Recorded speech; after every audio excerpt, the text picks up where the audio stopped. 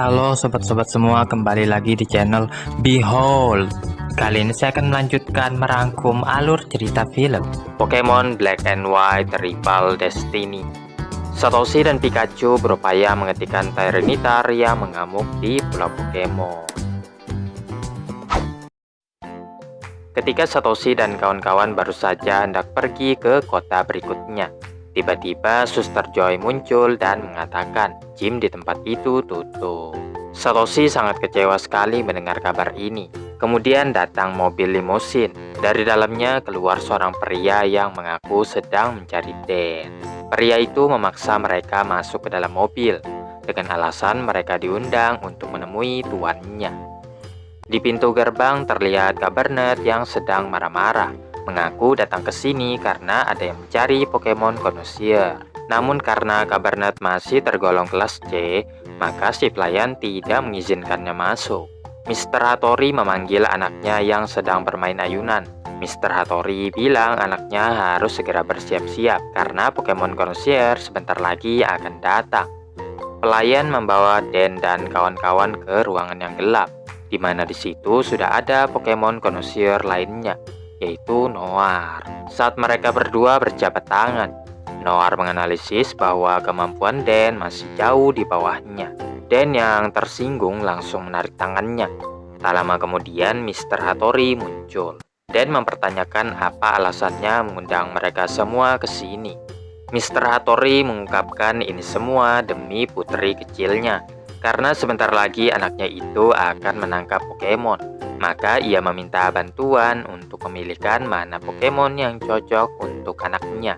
Guna mengetahui lebih dalam, Dan menanyakannya kepada Momochi, mana Pokemon yang paling sering bermain dengannya. Meskipun Momochi tidak menjawabnya, Dan bisa mencium aroma yang keluar dari tubuhnya.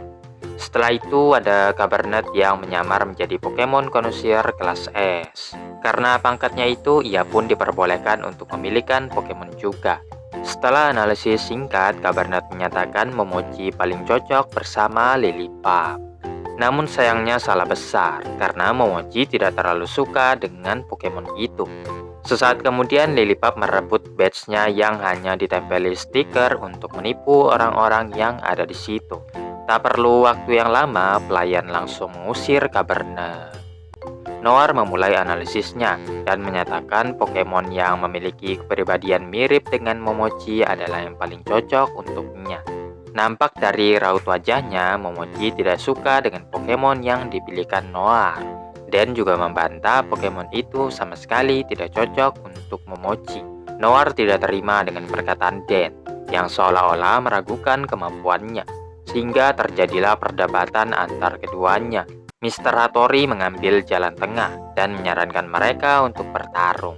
Nanti yang menang boleh memilihkan Pokemon untuk anaknya.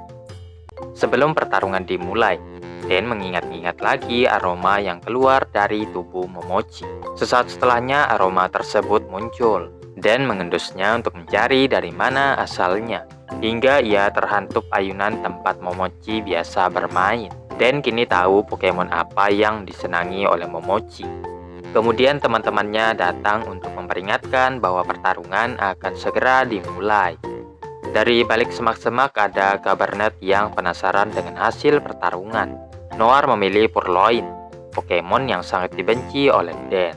Meski sempat gemetaran, Dan memilih Crustle untuk bertarung dan memerintahkan Crustle Excisor. Namun serangan itu bisa dihindari Purloin yang memiliki kecepatan tinggi. Bahkan Pokemon itu lebih cepat daripada bentuk evolusinya, kata Noir. Dan mengatasi hal tersebut dengan memerintahkan Crustle combo Shell Smash dan Rock Breaker. Purloin langsung kalah dengan sekali hit. Cabernet yang ada di dekat situ juga terbang akibat terkena dampaknya. Dan yang telah memenangkan pertarungan boleh memilihkan Pokemon. Tak disangka Pokemon yang paling cocok untuk Momochi adalah Fungus. Pokemon itulah yang selalu menemaninya bermain ayunan. Noir akhirnya mengakui kemampuan Dan tak sabar ingin berjumpa lagi dengannya. Setelah menunaikan kewajiban menolong orang lain, Satoshi dan kawan-kawan berangkat ke kota berikutnya. Satoshi dan kawan-kawan berjalan menuju pelabuhan. Tiba-tiba Vanillux melintasi mereka. Iris sangat takut sekali dengan Pokemon tipe S. Langley merupakan trainer Pokemon tersebut, mengaku menangkap Vanillux yang akan digunakan untuk mengalahkan Iris. Langley menjelaskan ia mau mengunjungi lab, tempat di mana Pokemon tipe rumput dan baja diteliti. Satoshi dan kawan-kawan yang mendengarnya jadi tertarik dan memutuskan untuk ikut ke sana juga. Setibanya di lab, Clay menyambut kedatangan mereka dan sangat suka melihat anak-anak muda yang antusias dengan penelitiannya. Clay mengajak mereka ke ruangan di mana Ferocity sedang diteliti. Pokemon itu menyerap mineral dari batu, kemudian melepaskan durinya yang berubah menjadi lumut. Menurut penelitian, oksigen yang dihasilkan dari lumut itu bisa untuk memperbaiki lingkungan. Clay membawa mereka ke ruangan di mana lumut tadi diuji ketahanannya terhadap berbagai serangan. Lumut itu akan sangat bermanfaat untuk berbagai keperluan. Contohnya barang-barang jadi tahan banting.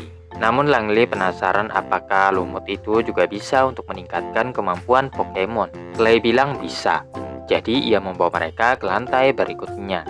Setelah kepergian mereka, Ferocity melepaskan duri-durinya yang mengakibatkan ruangan terbuka. Disinilah tempat penelitian untuk meningkatkan kemampuan Pokemon dengan menggunakan lumut. Lumut yang tumbuh di sini dapat meningkatkan serangan, pertahanan, dan kecepatan Pokemon tipe tertentu. Langley lalu mengeluarkan Vanillux-nya yang sangat suka dengan Exo. Di saat yang sama, Oshawott juga mengagumi Vanillux. Akhirnya ketiga Pokemon itu saling mengejar diikuti Iris dari belakang. Langley sangat kecewa setelah mendengar masih belum ada lumut yang bisa digunakan untuk meningkatkan kemampuan Pokemon tipe S. Sementara itu di lantai 3, lumut mulai keluar dari wadahnya dan tumbuh tak terkendali, mengejutkan para peneliti yang ada di dekat situ. Alarm berbunyi tanda ada sesuatu yang tidak beres. Ujung lorong yang dilewati Iris dan para Pokemon sekarang benar-benar tertutup lumut. Saat mendekatinya, Pikachu menghirup lumut tersebut dan langsung roboh seketika. Setelah memenuhi lantai 3, lumut menerobos jendela dan mulai tumbuh di bagian luar gedung. Iris mengejar para Pokemon hingga sampai ke atap. Exo berlari ke pelukan Iris demi menghindari Vanillux. Namun Pokemon itu masih saja mengganggunya. Ketika hendak kembali, Iris terkejut dengan pemandangan yang ia lihat.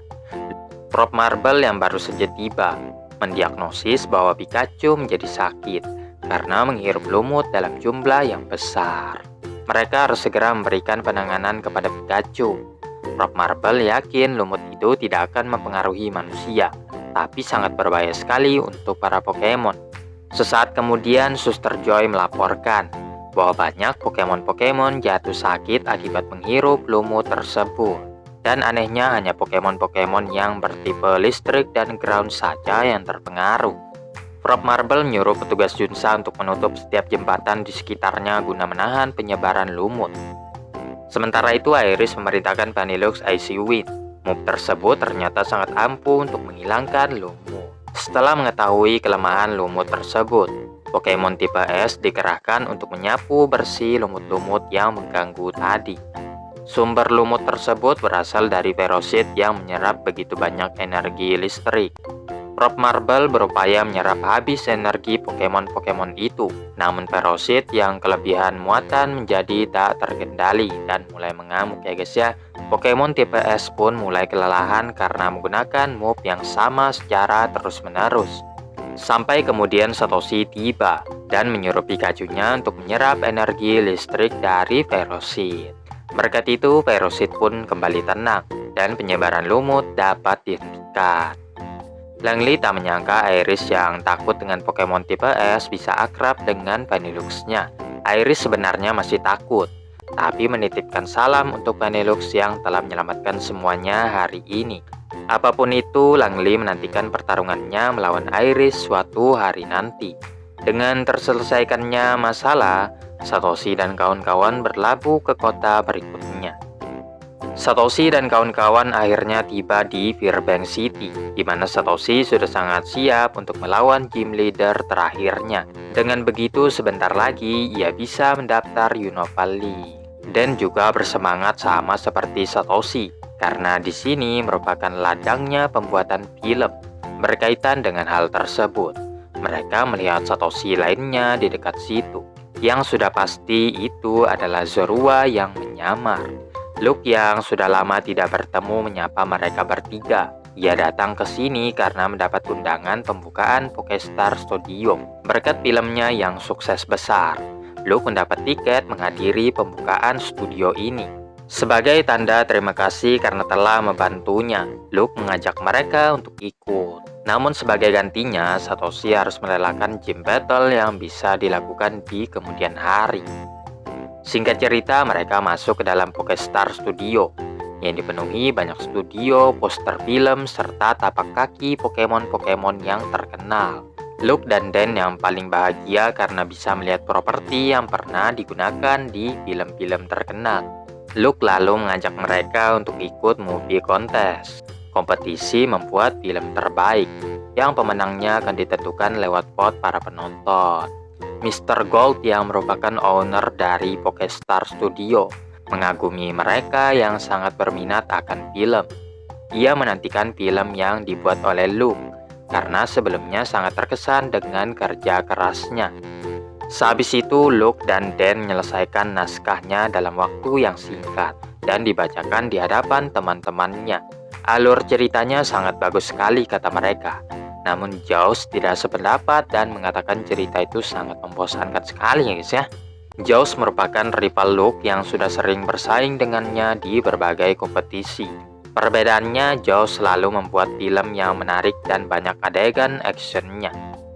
Luke membawa teman-temannya ke gudang penyimpanan, menunjukkan banyak kopian dari kostum yang sama, yang artinya penilaian hanya berdasarkan keahlian sutradara dalam mengolah filmnya.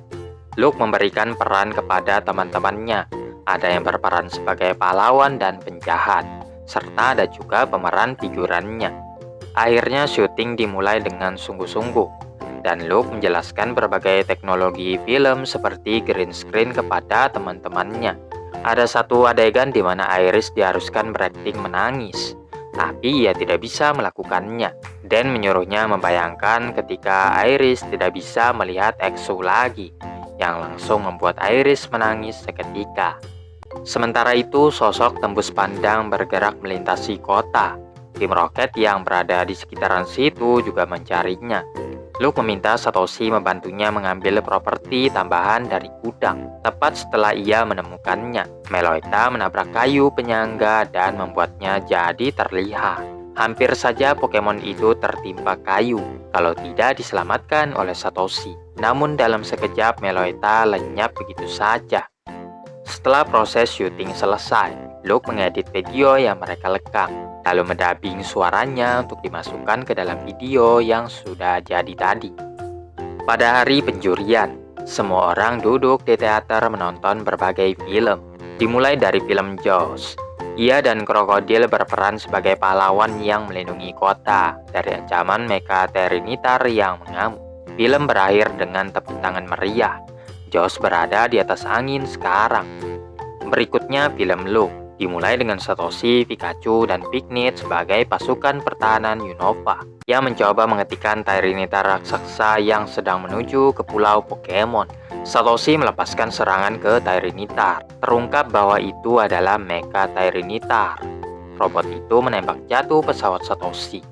Sebuah UFO terbang ke tempat kejadian, dikendalikan oleh alien jahat yang mengungkapkan dirinya lah yang mengendalikan Mecha Tyranitar dan menyatakan misinya untuk mencuri semua Pokemon yang ada di pulau. Satoshi yang mendarat di pulau bertemu dengan Iris, ketua adat di tempat itu. Saat ini harapan satu-satunya hanyalah Golurk yang bisa menyelamatkan mereka. Iris berdoa kepada patung Golurk tersebut, namun Mecha Tyranitar malah menghancurkannya. Satoshi merintahkan Pokemon-Pokemonnya untuk melawan balik, tapi serangannya tidak berdampak pada robot itu. Sebelum Mecha Tyranitar mendaratkan serangan berikutnya, Golett melompat demi melindungi Iris. Nampaknya Pokemon itu sudah diambang sekarat ya guys ya. Air mata ketua adat membasahi Pokemon tersebut dan langsung membuatnya berevolusi menjadi Golurk. Golurk beradu pukulan dengan Mecha Tyranitar. Dan setelah beberapa kali serangan, Golurk bisa menghancurkan Mecha Tyranitar. Dan yang marah menyerang dengan sinar UFO-nya. tapi Golurk bisa membloknya. Setelah menyelamatkan semua Pokemon yang dicuri, Golurk juga mengalahkan penjahat tersebut. Di saat-saat terakhirnya, Golurk menggunakan kekuatannya untuk memulihkan patung sebelum berubah kembali menjadi Golett. Luke mendapat tepuk tangan yang meriah dari para penonton. Hal itu juga yang membuatnya dinyatakan sebagai pemenangnya. Luke yang sangat puas mendoakan semoga Satoshi dan kawan-kawan bisa mencapai tujuannya dengan selamat.